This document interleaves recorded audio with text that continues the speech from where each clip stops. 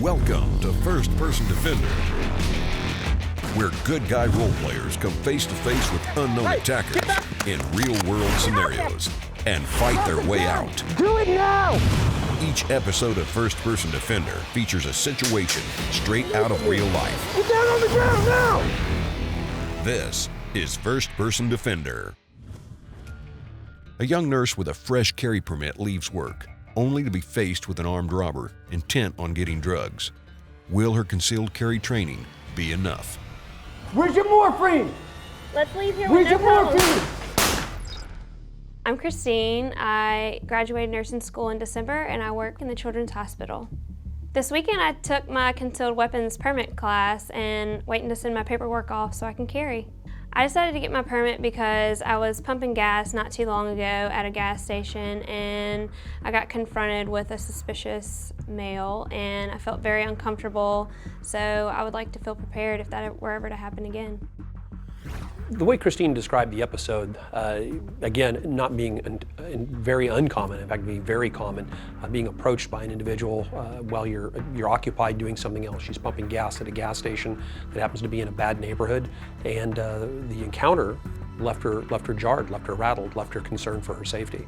And for many folks, that's what it takes to get people to consider not just concealed carry, but taking their self-defense or their personal security serious. I work nights at the hospital, so going in and out of the parking garage is something that's concerning because it's late and I'm in the garage and there's not always people around. Listening to Christine, and as a father, you want to make sure that people are aware of their surroundings. Cars run out of gas at all times, and you find yourself in bad neighborhoods many times during the day, and you need to be aware of where you're at and keep an eye on people that are in that scenario or in that environment. We're in an area that's going to simulate a workplace for you. Whether in a hospital, a doctor's office, clinic, whatever it is that you're accustomed to. And you're going to be here closing up, and we're going to have you leave and making sure that everything's squared away.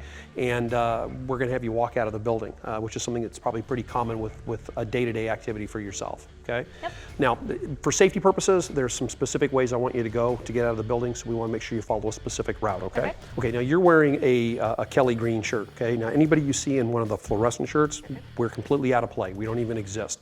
So the cameraman, myself, any other safety personnel that are in here, you see this, don't pay any attention to it. Okay. Any other role player in any other color shirt is somebody you're going to be interacting with or potentially interacting with. Okay? Okay? All right. Good. All right, let's walk out and let's see where you're going to be going. Okay. Coming out of the main area, going to be going down this set of stairs right here. So let's go ahead and work our way down the stairs. We're going to come off of this landing down to this central area down here. What I want you to do is we're going to go straight out here. Okay. And then from here, what I'm going to have you do is go right out that door and then make your way up to the upper parking lot. Obviously this is simulation, but we want to make sure that in your mind, you're taking this as serious as if this is something that's happening out in the real world. Okay. Okay, so respond accordingly. Hey, where's the good stuff? Where's the good stuff? Where's the morphine? Where's the morphine? Well, I want to know where that morphine is. Hey, I hear you, girl. Where's your morphine? From what I learned in the service, if a fight comes, anything can happen. In the seconds between ready to fight and actively engaged, have you done everything in your power to defend yourself? This is Condition Crimson, and in Condition Crimson, we stand. How to shoot the all-new XD Mod 2 4-inch from Springfield Armory. Pick it up, raise it to I-11. Fire. With an increased grip zone, where you point is where you shoot. The XD Mod 2 4-inch from Springfield Armory. Feel the difference. First Person Defender, brought to you by Remington, Smith & Wesson, and Simunition.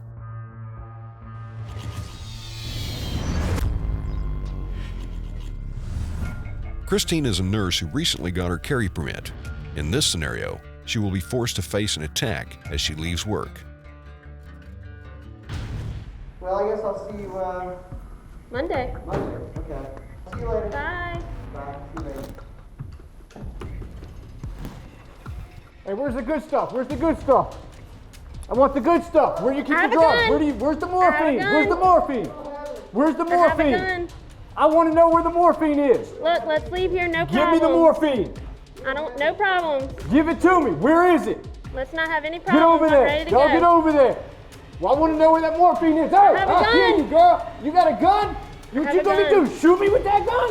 Where's your morphine? Let's leave here Where's with no your problems. morphine? Let's leave here Where's with no your problems. morphine? All right, index. Ooh. Yes. Oh my God. When I first saw there was a problem, I was picking up my purse, heading out, ready to leave, and as soon as I turned around and realized there was someone here that didn't belong, I knew it wasn't good. Then he started screaming, asking for drugs, so of course that wasn't good.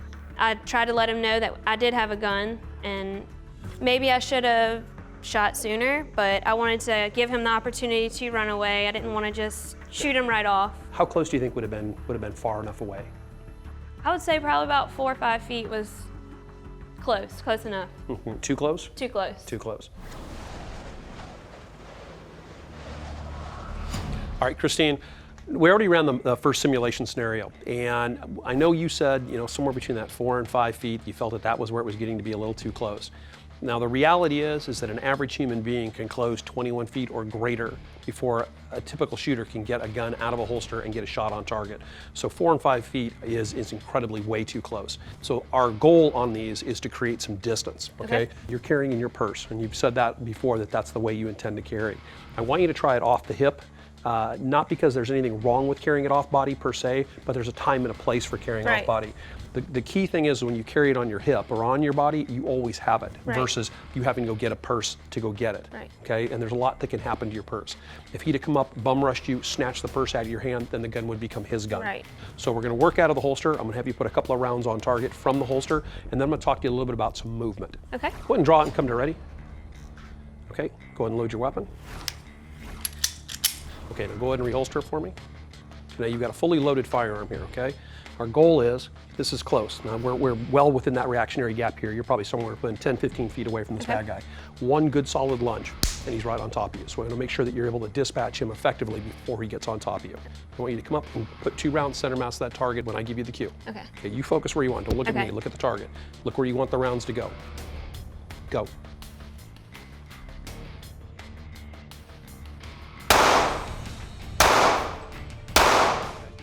All right, go ahead and scan and recover to the holster. The other thing I want to talk to you about is movement. Okay, you want to create some purpose to that movement. Now you continuously backpedaled. You were kind of giving him options. You were trying to reason with him. Okay, this scenario is going to unfold rapidly. Okay, you're in a room. You don't have a whole lot of room to move. You're stuck. You got about 100 square feet to move in, but you have intermediate objects that are inside that room with you. Okay, now he had a knife. That knife is useless when there's barriers between he and you. So simply taking 1 step to the left or 1 step to the right. That's all I need you to do. But the entire time you initiate that movement, you keep your eyes where you want those rounds to go. Okay. You're watching that bad guy the entire time. You're keeping that threat in focus the entire time. Okay? So what I want you to do on this next drill is I'm going to give you the cue. I'm going to say 1 step right, move. I want you to move 1 step right, putting the chair between you and the bad guy.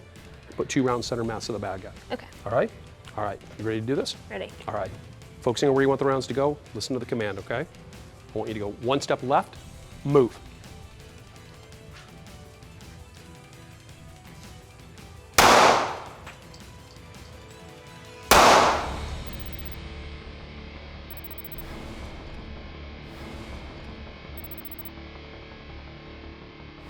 Now this is simple, but the concept is solid.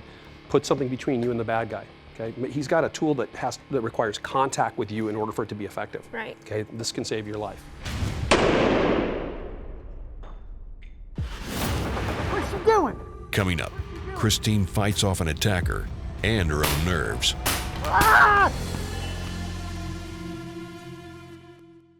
Crossbreed holsters feature a Kydex pocket molded around your exact gun for perfect retention, a leather backing for comfort, and specially designed clips that allow you to tuck in your shirt for complete concealment and smooth draw. Crossbreed, conceal and carry the cross.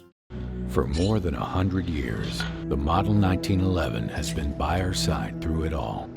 And proudly, it's once again a Remington, America's favorite pistol design by America's most trusted gun maker. Slim, concealable, and powerful protection. The M&P Shield by Smith & Wesson.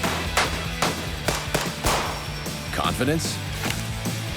We perfected that years ago. First Person Defender, brought to you by Crimson Trace, Springfield Armory, and Crossbreed Holsters.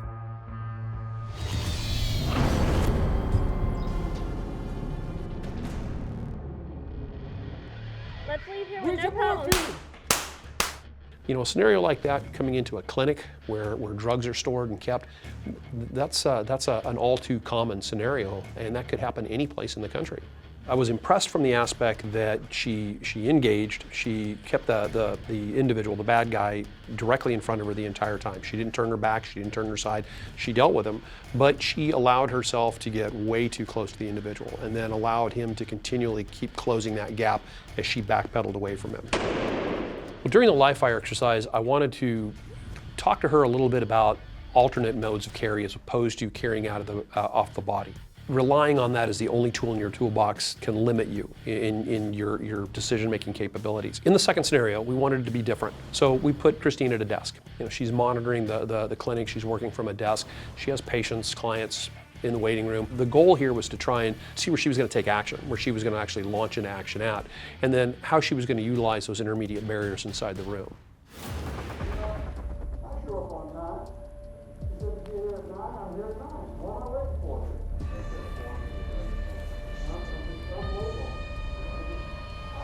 Yeah, and just cool it, man. Whoa, what you got a knife for, man? Man, just cool it, man. I just need some money, man.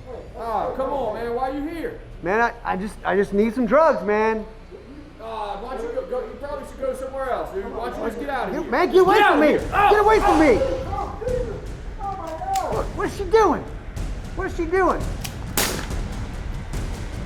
Clear it. Ah!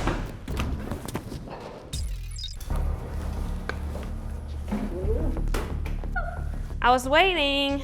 I wanted to shoot him sooner, but I was waiting until the clients were in the way, so I had to wait till he started coming closer towards me to get a shot on him. You know what I'm seeing? I'm seeing you took to heart what we talked about downstairs, but I'm assuming from what I saw that a little bit of panic set in. Yeah, it did. Because I don't know whether you're aware of it or not, but it isn't that you so much drew the gun out, but you tried to rack around into it after you drew the gun out. You created the jam on the gun. So literally, you manufactured a malfunction on your gun. Okay. Somehow you felt you needed to run the action on the gun instead of just come up and go to action. Okay. Now you did work to maintain those intermediate barriers. You put the chairs between he and you, but you did kind of open up the gap a little bit over here, and I think a lot of it had to do with the fact that you got so wrapped up around the gun not working. Right, but then you kind of stopped a little bit. You got to take these scenarios serious because this is life or death. This is where we practice. This is where we go through all the scenarios and make the mistakes. But we want to try and translate this as effectively to the real world as we can. Okay. Do you remember what kind of weapon he had? I thought in the moment that he had a knife, but I guess maybe not. Well, you're second guessing yourself? Yeah, I'm second guessing So did myself. you actually see the weapon? I saw something shiny. I think. I don't know. My mind, like when you're in that moment, like. It feels totally different. Like you're not totally coherent with what's going on. Absolutely. It's good for you to experience that, though. Yeah. Not only did I have to pay attention to what was going on in my hands, but my surroundings while trying to fix the gun. So I kept the desk between us two and did what I could. Like I learned, you can't give up in a real life situation. I definitely plan on carrying. Most people don't really know how to fight. And when you get into an engagement, it's really a fight. Whether it's a fight for your life or a fight to get out of there or a fight to do something. And conflicts are all about problems. And it isn't so much of just coming up and shooting a target, it's solving those problems. There's a lot of options when you're in the middle of one of these things, and that's really what happens. And that problem solving comes a lot faster the closer you are to that action, the closer you are to that bad guy. You know, for only being 2 days out of her concealed carry class, I think she did fantastic.